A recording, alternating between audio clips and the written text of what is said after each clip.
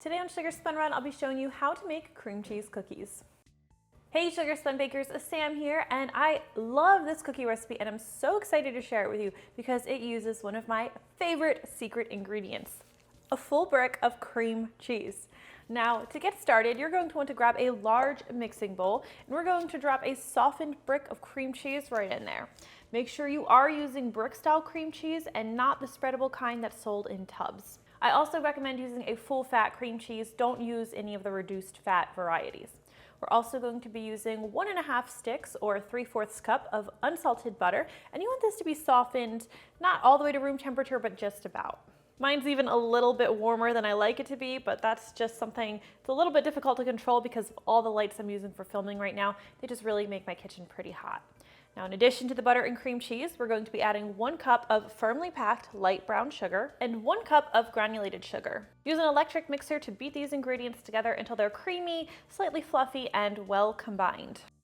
Okay, my kitchen assistant gave me a bowl that's much too small, so I'm going to swap that over to a larger one. By the way, my kitchen assistant is my husband, so he is going to hear about this from me. He's also right behind the camera filming me, so it's easy to place the blame on him.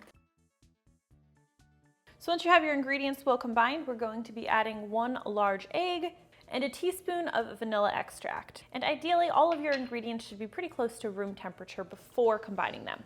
We'll stir everything together. The cream cheese in these cookies gives them such an excellent depth of flavor. I really think you're going to love them. Now, in a separate bowl, we'll combine our dry ingredients, and you're going to start with 2.5 cups of all-purpose flour. We'll add a tablespoon of cornstarch, and the cornstarch helps keep the cookies from spreading too much. We're also going to be adding a 1/2 teaspoon of baking powder and 3/4 teaspoon of salt. We'll stir everything together until it's well combined. And we'll gradually stir this into our wet ingredients. I usually add the flour mixture in about 4 parts. If you add it all at once, you could end up with a dough that's a little bit too crumbly. Now, here's the place that people are most likely to go wrong with this recipe. It's so easy to accidentally overmeasure your flour. If you're not using a scale, make sure you follow my tips on how to properly measure flour, which I'll include in the recipe description below. If your cookies don't spread properly, it's probably because you accidentally used too much flour. Everything's just about combined. I'm just going to use my spatula now to scrape the sides and bottom of the bowl and make sure I work in that last bit of flour. You'll notice that this is a really soft dough, so it's important that you chill this before you try to bake it into cookies. This dough is going to need to chill in the refrigerator for a bare minimum of 2 hours, but you can cover it and leave it in the fridge for up to 5 days. Now, I prepped a batch of cookie dough about 5 hours ago, earlier this morning, so that we can go ahead and start baking it right away. Now, before you pull your cookie dough out of the fridge, you'll want to make sure to preheat your oven to 350 degrees Fahrenheit.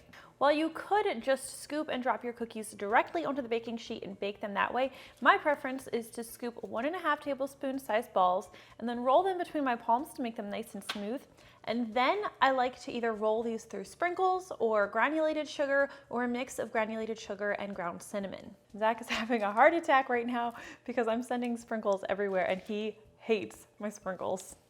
The dough will be a little bit sticky, but it should not be so sticky that it's not manageable. We'll take these over to our 350 degree Fahrenheit preheated oven where they're going to need to bake for about 13 to 14 minutes.